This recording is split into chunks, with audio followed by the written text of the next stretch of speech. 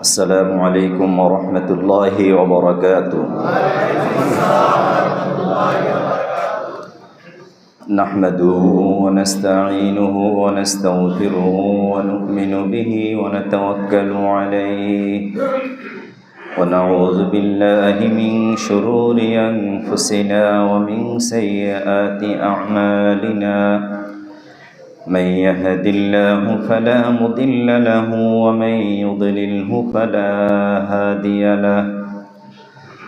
ونشهد أن لا إله إلا الله وحده لا شريك له الذي لا ضد له ولا ند له ولا مثيل له ولا مشير له. ونشهد أن سيدنا وسندنا وحبيبنا ومولانا محمدا عبده ورسوله الذي أرسله بالحق بشيرا ونذيرا وداعيا إلى الله بإذنه وسراجا وقمرا منيرا. أما بعد فقد قال الله تعالى في كلامه المجيد وفي فرقانه الحميد. সবাই পড়ি আউযু বিল্লাহি মিনাশ শাইতানির রাজীম। বিসমিল্লাহির রাহমানির রাহিম। ইয়া আইয়ুহাল্লাযীনা আমানু ইত্তাকুল্লাহ ওয়া কুনু মা'আস সাদিকিন। وقال رسول الله صلى الله عليه وسلم المرء مع من أحبه أو كما قال عليه الصلاة والسلام.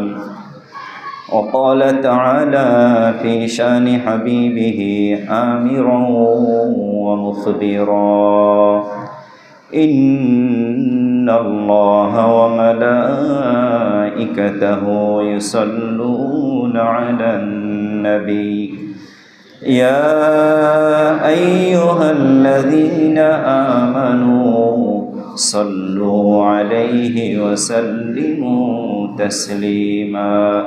اللهم صل على محمد وعلى آل محمد كما صليت على إبراهيم وعلى آل إبراهيم إنك حميد مجيد.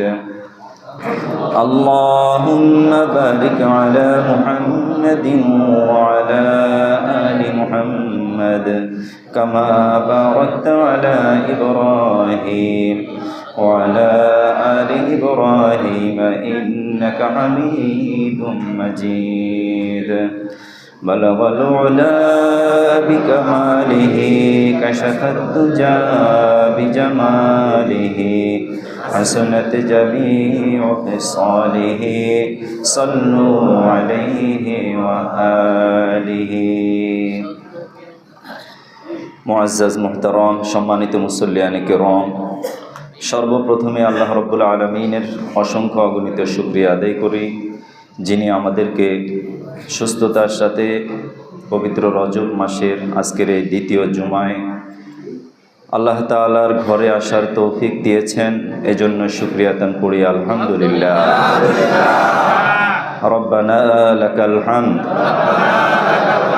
হামদান কাসীরান طيبا مباركا فيه يا ربي لك الحمد كما ينبغي لجلال وجهك وعظيم سلطانك। প্রশংসা করলাম কার? সর্ব অবস্থায় সকল প্রশংসার একমাত্র মালিককে। সাথে সাথে লক্ষ কোটি দুরূদ সালাম পড়ি আমাদের প্রিয় নবী, বিশ্ব নবী, আকায়ে নামেদার তাজদার মদিনা, সরওয়ারে দো আলম মুহাম্মদুর রাসূলুল্লাহ সাল্লাল্লাহু আলাইহি ওয়াসাল্লামের প্রতি। সবাই একবার পড়ে নেই, সাল্লাল্লাহু আলাইহি ওয়াসাল্লাম। সম্মানিত মুসল্লিয়ান কিরাম, আমরা গত জুমায় রমজানের প্রস্তুতিমূলক আলোচনা করেছি। রজব এবং শাবান এই দুটি মাস রমজানের ভূমিকা স্বরূপ। রমজান যে আসছে তার পূর্বাভাস এই দুটি মাস। বিশেষ করে রজব মাস আসলেই আমাদের প্রিয় নবী সৈয়দুল মুরসালিন রহমাতুল্লিল আলামিন মুহাম্মদুর রাসূলুল্লাহ সাল্লাল্লাহু আলাইহি ওয়াসাল্লাম আমলের মাত্রা বাড়িয়ে দিতেন এবং তিনি মহান আল্লাহ তাআলার কাছে প্রার্থনা করতেন, আল্লাহুম্মা বারিক লানা ফি রজব ওয়া শাবান ওয়া বাল্লিগনা রমাদান। তিনি শাবান এবং রজবকে বরকতের জন্য মহান আল্লাহ তাআলার কাছে প্রার্থনা করেছেন এবং হায়াতকে রমজান পর্যন্ত বাড়িয়ে দেওয়ার জন্য তিনি আবেদন করেছেন। আল্লাহ তাআলা তার এই দুটি আবেদনই মঞ্জুর করেছেন, বলি আলহামদুলিল্লাহ। ঠিক আমরাও যদি ইখলাসের সাথে অত্যন্ত মনোযোগের সাথে আল্লাহ পাককে খুশি করার উদ্দেশ্যে এই দোয়া বেশি বেশি পড়ি, তাহলে আমাদের হায়াতে, আমাদের সম্পদে, আমাদের সময়ে, আমাদের আমলে বারাকা দিবেন কে? আল্লাহ তাআলা বরকত দিবেন। এবং আমাদের হায়াতেও বরকত দরকার আছে না নাই? নবীজি সাল্লাল্লাহু আলাইহি ওয়াসাল্লাম বলেন, ওই ব্যক্তি সবচেয়ে বড় ভাগ্যবান